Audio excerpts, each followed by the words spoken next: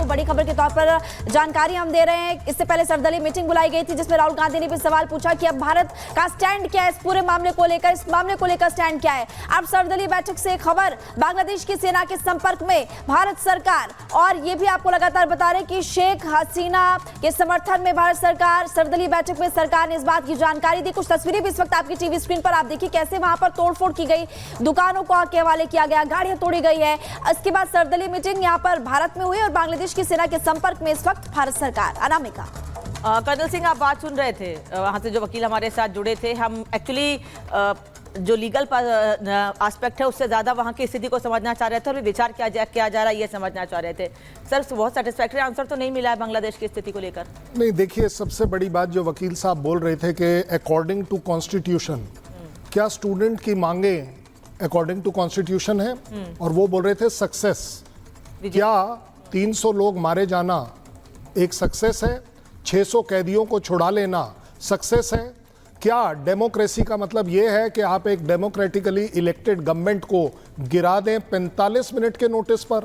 मुझे नहीं लगता। मुझे लगता है रादर कि वकील साहब को थोड़ा सा अपना होमवर्क करना चाहिए। पीसफुल नेगोशिएशन, अब और कौन सी पीस चाहिए? आप पीस तो आने ही नहीं दे रहे। नेगोशिएशन तो जब होगी, किससे नेगोशिएट करें?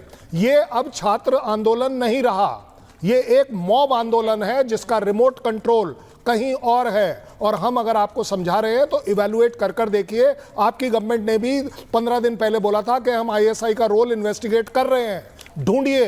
ये आपका लॉस है।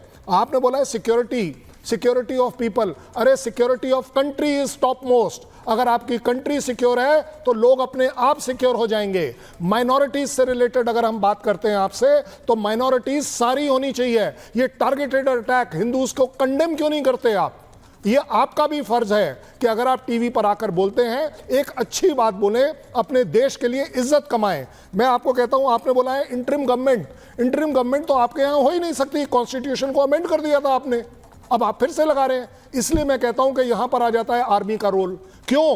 क्योंकि आर्मी अगर इसे चाहती तो कंट्रोल कर सकती थी 10 दिन पहले, 5 दिन पहले। ये कोई तरीका नहीं हुआ कि आप सडनली आए और बोलते हैं 45 मिनट में चलिए जी, अब हम देख लेंगे। आप वाजिब सवाल पूछे शैलेंद्र सर, लेकिन इसी बीच आपको रोक रही हूँ। एक बड़ी खबर सामने आ रही है बांग्लादेश पर। दोपहर 3:30 बजे लोकसभा में डॉक्टर एस जयशंकर बयान देने वाले। देखिए, आपको लगातार बता रहे हैं कि मीटिंग हुई है, उसमें तस्वीरों में आपने देखा भी था कि राहुल गांधी और सभी दल मौजूद थे। विदेश मंत्री डॉक्टर एस जयशंकर भी शामिल हुए थे। और अब आपको ये भी जानकारी दे रहे हैं कि संसद को अब विदेश मंत्री जानकारी देते हुए नजर आएंगे, क्योंकि इस पूरे मामले को लेकर हम लगातार देख रहे हैं कि विदेश मंत्री डॉक्टर एस जयशंकर की नजरें। अनामिका, तो एस जयशंकर दोपहर 3:30 बजे संसद में बोलेंगे। मेजर जनरल दत्ता, विदेश मंत्री आज इस पर बोलने वाले हैं। बैठक भी हुई है, कल राहुल गांधी ने भी मुलाकात की है। भारत का स्टैंड क्या रहेगा, सबकी नजरें हैं इस पर, क्योंकि श्रीलंका को लेकर, पाकिस्तान को लेकर भारत की स्थिति हमेशा से क्लियर रही है कि क्या करना है हमको। श्रीलंका को लेकर भी हमें कभी मदद होगी तो हम बन पड़ेगी करेंगे। बांग्लादेश की मदद तो कर रहे हैं, लेकिन अब आगे क्या? देखिए, ऐसा है कि जहाँ तक भारत का सवाल है, भारत का जो, अगर मैं ऑफिशियल स्टैंड बोलूँ तो ये बांग्लादेश का इंटरनल मैटर था। इंटरनल मैटर में वो किस प्रकार उसको हैंडल कर पा रहे हैं, उसके अंदर अगर भारत मदद कर सकता तो हम मदद करेंगे। लेकिन जहाँ तक बांग्लादेश का इंटरनल मसला था, जब ये इतना बड़ा गदर हो गया, जब प्रधानमंत्री रिज़ाइन करके मुल्क छोड़ के बाहर चली गई, तो उसका प्रेजेंट कॉन्स्टिट्यूशनल जिम्मेवारी किसकी है? वहाँ के राष्ट्रपति शहाबुद्दीन, जो सुप्रीम कमांडर आर्म्ड फोर्सेस के, पूरी आर्म्ड फोर्सेस, जो आर्मी, नेवी, एयरफोर्स है बांग्लादेश की, और उनके साथ में जो पुलिस। अगर अभी तक अराजकता वहाँ पे काबू नहीं आई है, ये एक फेलियर है पूरे इंस्टीट्यूशन का, पूरी बांग्लादेश के सिस्टम का, कि क्यों नहीं राष्ट्रपति ने चार्ज लिया, क्यों नहीं आर्मी ने एकदम तुरंत, चाहे वो टेम्पररी मार्शल लॉ लगाएं, यहाँ कोई इमरजेंसी सिचुएशन डिक्लेयर करें, और जितने उग्रवादी हैं या जो दंगा फसाद कर रहे हैं उनको बोले कि आप वापस चले जाए, नहीं तो आर्मी एक्शन लेगी।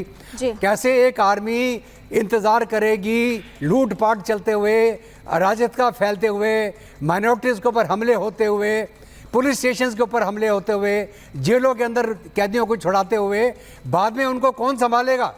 तो ये एक बहुत बड़ा फेलियर रहा है बांग्लादेश के अंदर एक नेशनल लेवल में, कि क्यों नहीं उनके आर्म्ड फोर्सेस इसको कंट्रोल कर पाए, क्यों उन्होंने इस सिचुएशन को यहाँ तक आने दिया। और जहाँ तक भारत का सवाल है और हमारे जो फॉरेन मिनिस्टर है, उनका सवाल है, वो यही पूरी जानकारी देंगे कि ये जो घटना घटी, ये घटना घटने के पीछे क्या क्या बड़े कारण है और हमको उससे क्या सीख लेनी है। जियो पॉलिटिक्स के अंदर आपके जो नेबरहुड में एक तरफ पाकिस्तान, एक तरफ चीन, उसके अलावा बड़ी शक्ति। सर यूके दत्ता जी, सर आपके पास फिर से लौटेंगे, जरा बांग्लादेश में क्या हो रहा है इस पर सभी जानना चाहते हैं। और सीधे बांग्लादेश से हमारे साथ हसन तारिक चौधरी साहब जुड़ चुके हैं, जो वहां पर लॉयर है, सीनियर लॉयर है। सर आपसे ही जानना चाहती हूँ, अब कैसे चलेगा बांग्लादेश? मेरा ऑब्जेक्शन है, जो ये आंदोलन है ये डेमोक्रेटिक आंदोलन है, ये 45 मिनट में नहीं हुआ, 14 साल से शुरू हुआ है। ये जो मिस रूल है हमारा यहाँ, ये miss rule and heavy corruption, huge corruption, इसके खिलाफ जो आम जनता का जी मूवमेंट है उसका पीक लेवल में हम आ गया एंड वह पर से आधारित है ये आंदोलन। एंड आम जनता और स्टूडेंट का जो अलायंस है उसका वो विक्ट्री हुआ। सो कैसे चलेगा, इस क्वेश्चन में हमारा जवाब है, हमारा यह कॉन्स्टिट्यूशन है एंड आर्मी चीफ के साथ जो प्रेसिडेंट है उनका डिस्कशन हुआ।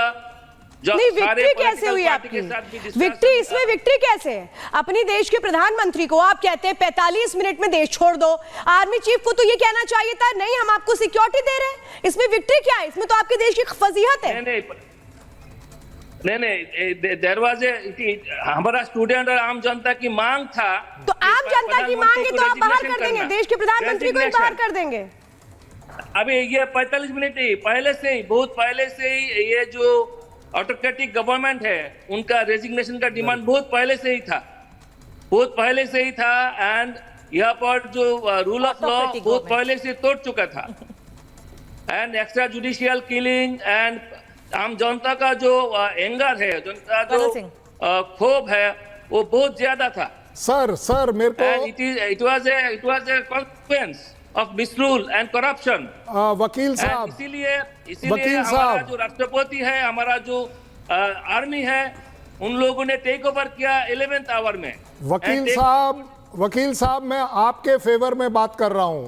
हमारे लिए बांग्लादेश बहुत ही इंपॉर्टेंट है, बहुमूल्य है। आपके साथ हमारे रिलेशन आज के नहीं है, 71 के हैं। सो इसलिए अगर हम आपसे कुछ बात कर रहे हैं तो अच्छी बात कर रहे हैं कि ये इस तरह की जो अराजकता है, जिस तरह की किलिंग्स चल रही हैं, 300 लोग, कौन किसको मार रहा है? क्या आप गवर्नमेंट को मार रहे हैं?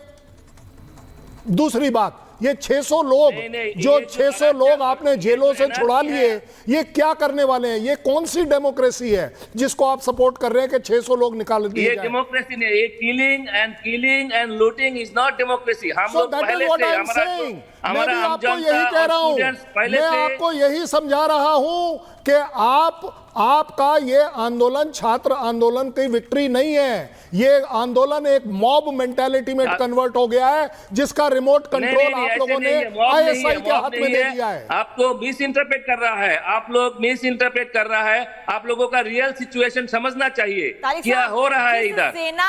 सेना आपके देश की स्थिति को संभालने के दावे कर रही है, वो कह रही है कि हम देश की स्थिति को बहाल करेंगे जैसी स्थिति पहले थी।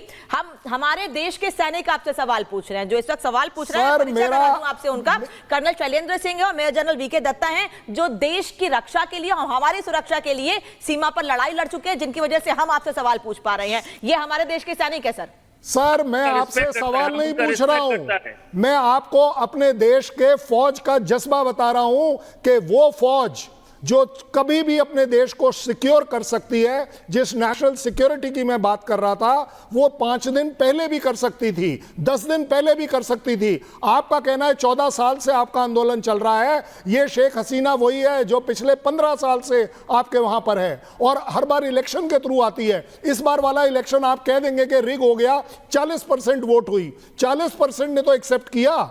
आपके जो